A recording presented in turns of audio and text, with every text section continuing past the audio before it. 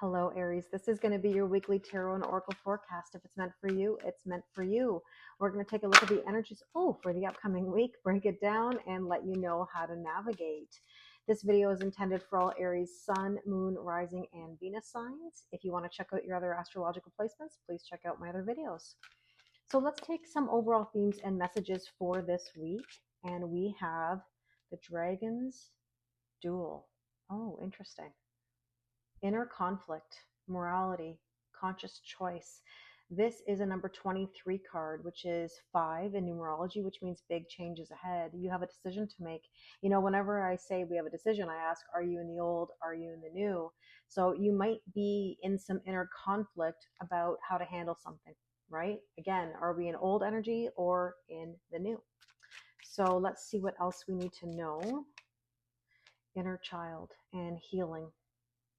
There are some old wounds that need to be healed in order to move yourself forward. Now, those things are not going to happen overnight. They will happen in due time, but it depends on how open you are and how willing you are to work through those old feelings.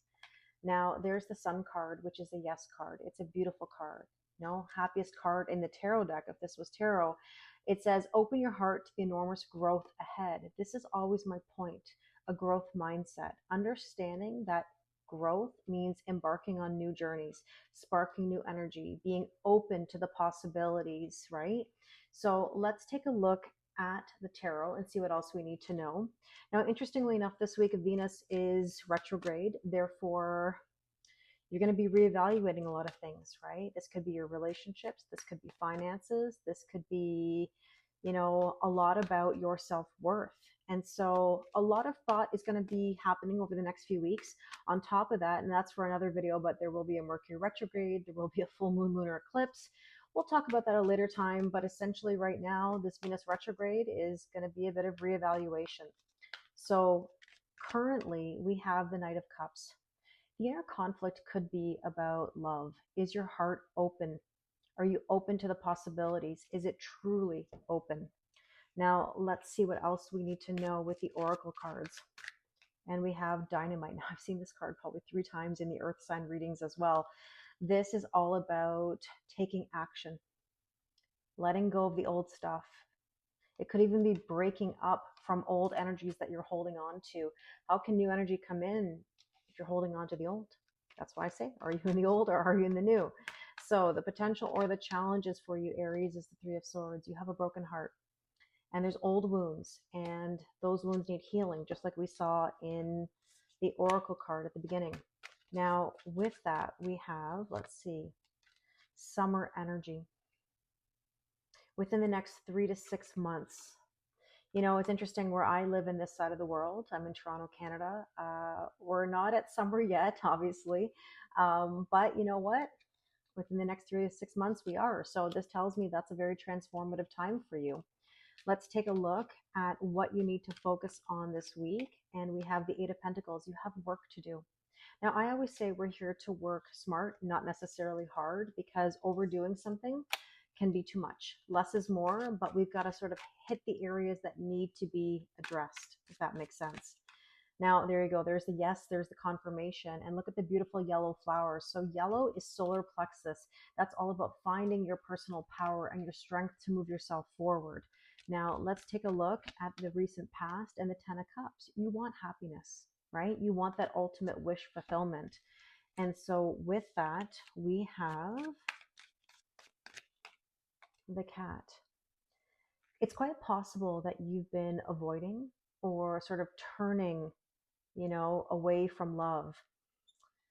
It kind of says my way or the highway on here, like cat energy. And so you've got to be very careful. It can't always be all or nothing or the way you envision it, because the way you envision it may be different than what's meant for you. You've got to allow yourself to go with the flow and see where things take you.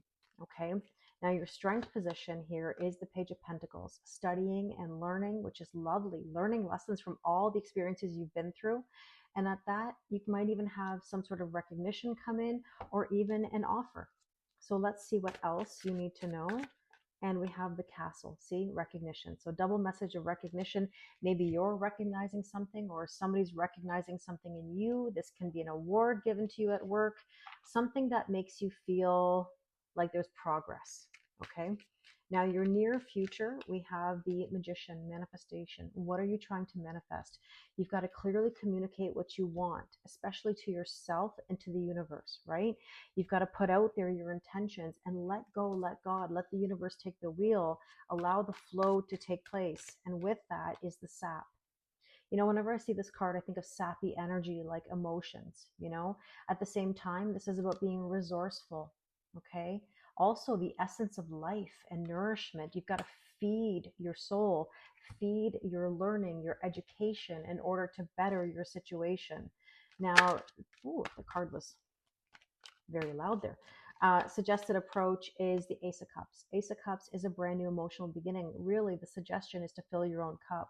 That's how you achieve the love you desire or the growth that you desire. It starts with you, and then you attract the things that are better than you ever imagined. And the cross is telling you to surrender. Again, let go, let God, let the universe take the wheel. It's basically telling you to go with the flow. Now, what do you need to know? Six of Pentacles, equal giving and receiving in balance. This is the key. If you're overgiving, overdoing, and problem solving and trying to control the outcome, you're going to get resistance. There will be an imbalance. And the emptiness card is telling you to move on from the things that just don't serve you. Okay. Now let's take a look at the hope and or fear. And we have the Four of Cups. Right now, are you overanalyzing to the point of possibly missing out on an opportunity? Are you so distracted in one area that you don't realize what's upon you? You could have new opportunities or people, situations, whatever, that could bring you new energy and flow.